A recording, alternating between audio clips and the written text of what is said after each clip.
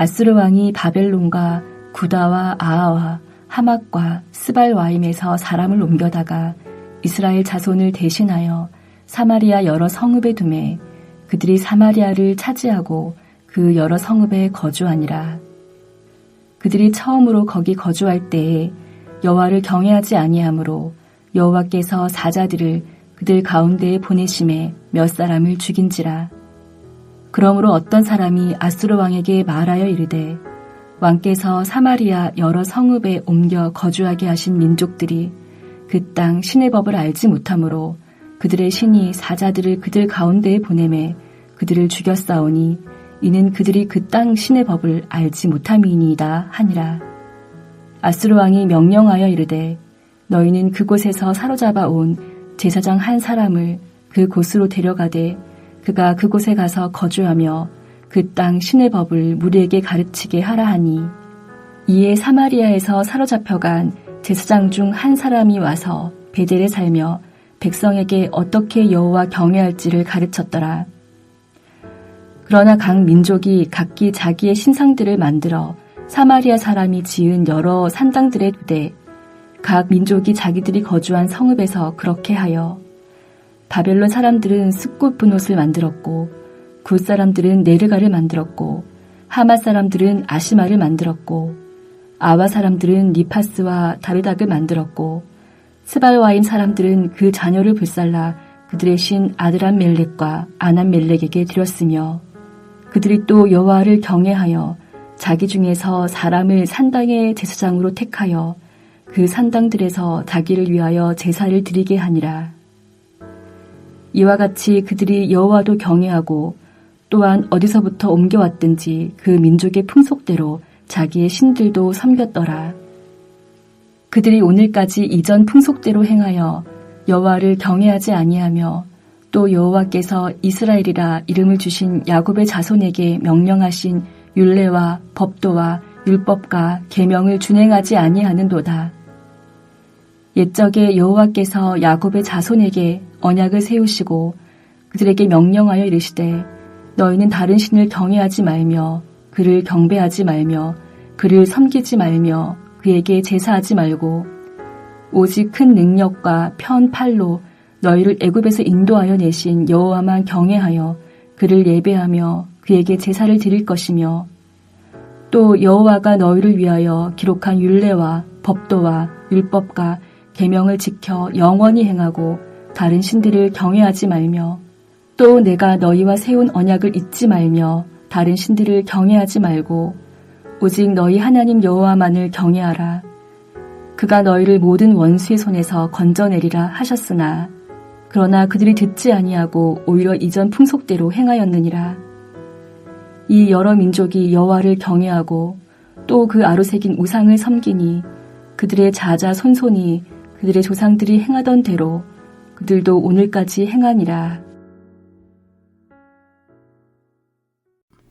주전 722년 아소르의 살만에셀 5세가 북이스라엘의 수도 사마리아 성을 무너뜨린 후 주전 720년쯤에 사르곤 2세가 강주 이주 정책을 북이스라엘 땅에 시행합니다.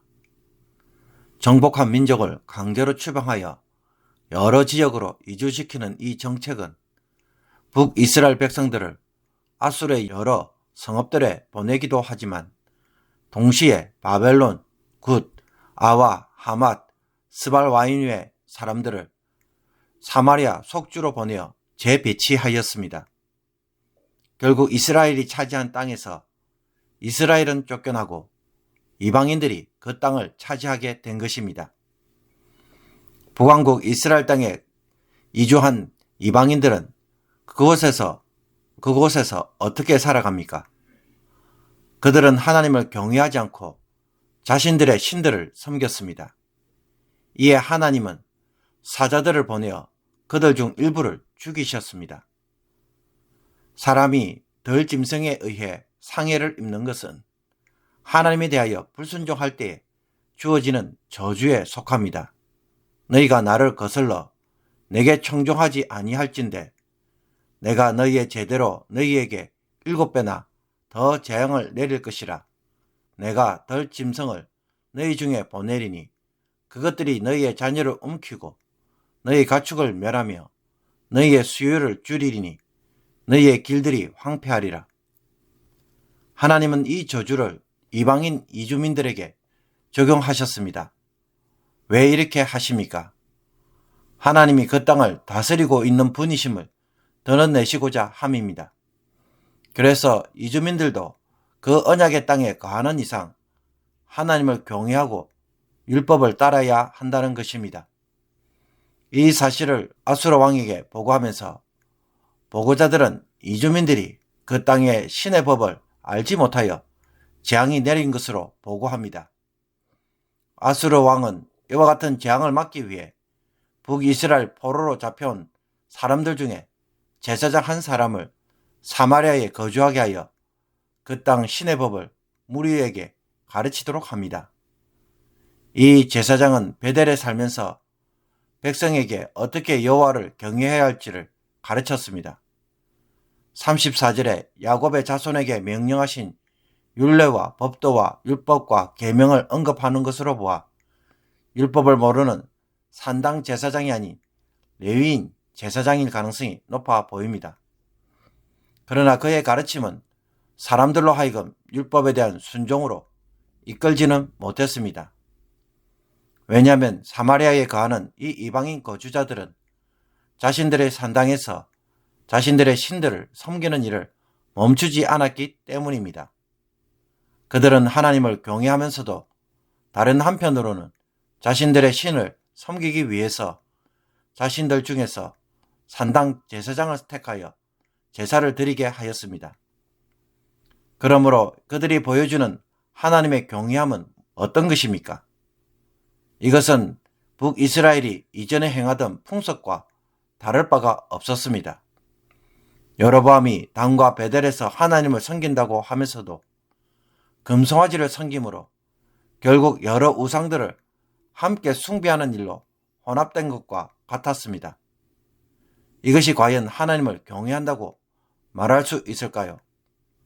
그들은 하나님을 경외한다고 했지만 실상은 이전 풍습대로 행하여 여호와를 전혀 경외하지 아니하였습니다. 이처럼 북이스라엘의 멸망은 하나님이 이스라엘 백성과 세운 언약에 따라 다른 신을 섬기지도 말고 제사하지도 말고 율례와 법도와 계명을 지켜서 하나님만을 경외해야 하는데 이것을 듣지도 않고 행하지도 않으며 이전 풍습대로 행하였기에 일어난 일입니다. 이와 반대로 만약 그렇게 했다면 하나님은 모든 원수의 손에서 건져 내셨을 것입니다. 그런데도 북이스라엘은 어떻게 반응하였습니까? 슬프게도 오늘까지, 즉 포로로 잡혀갔다가 돌아왔을 때까지도 여전히 여호와와 우상을 함께 섬기는 신앙생활을 하고 있었습니다. 멸망 전 북이스라엘의 모습 그대로였습니다. 그러니 북이스라엘의 멸망은 필연적인 것입니다. 그리고 사마리아의 이런 혼합주의 신앙은 예수님의 시대까지 이어졌습니다. 하나님은 온갖 죄악과 우상 숭배가 가득한 땅을 거룩한 전쟁을 통해 정결케 하고 그 땅에 하나님만 섬기는 백성을 심으셨고 하나님이 거하시는 거룩한 처소로 삼으셨습니다. 그런데 이제 이 땅은 어떤 곳이 되었습니까? 가나안 족속들처럼 북이스라엘과 새로운 이주민들도 온갖 우상들을 가져와서 섬기는 땅으로 만들어버렸습니다. 그들은 하나님만을 섬기라고 하는 율법의 계명을 무시하고 따르지 않았던 것입니다.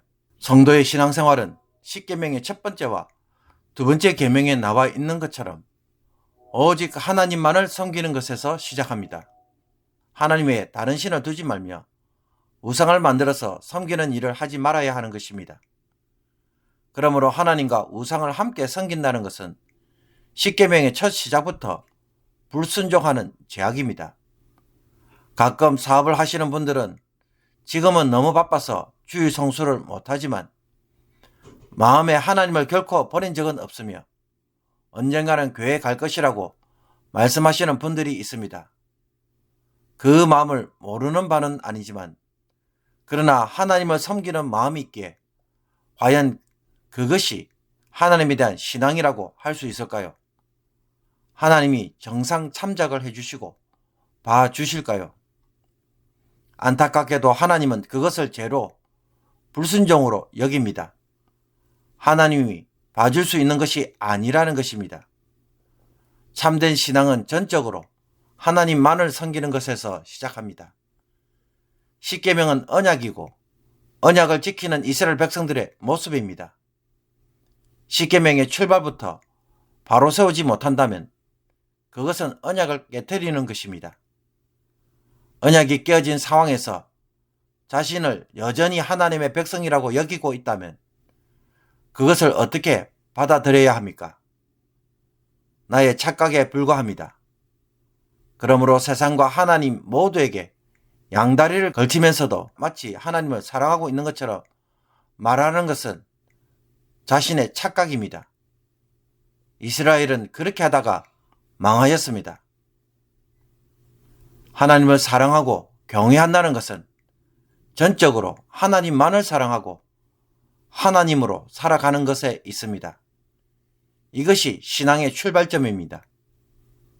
그러므로 오늘 우리 안에서 북이스라엘의 혼합주의 신앙이 깊이 뿌리 박혀 있는 것은 아닌지 살펴보기를 원합니다. 세상의 요구에 힘없이 끌려가거나 세상의 방식에 너무 쉽게 타협하는 모습은 없는지 성령이 경고하시는 음성에 귀를 기울이기를 원합니다. 그래서 전적으로 하나님만을 따를 것을 요구하시는 음성에 절대적으로 순종하는 오늘 하루가 되기를 주님의 이름으로 축복합니다. 기도드리겠습니다. 하나님과 우상을 동시에 섬길 수 없음에도 불구하고 하나님을 섬기는 마음과 모습이 있다는 것으로 마치 괜찮은 것처럼, 마치 하나님의 심판에서 제외된 것처럼 스스로 착각하고 있을 때가 너무나도 많았습니다. 용서하여 주옵소서. 북이스라엘의 혼합주의 신앙이 어떤 결과를 가져왔는지 다시 한번 마음의 경고함으로 오직 하나님만을 섬기는 자가 되게 하옵소서. 하나님의 방법으로 하나님의 말씀으로 살아가는 법을 철저하게 배워가게 하옵소서.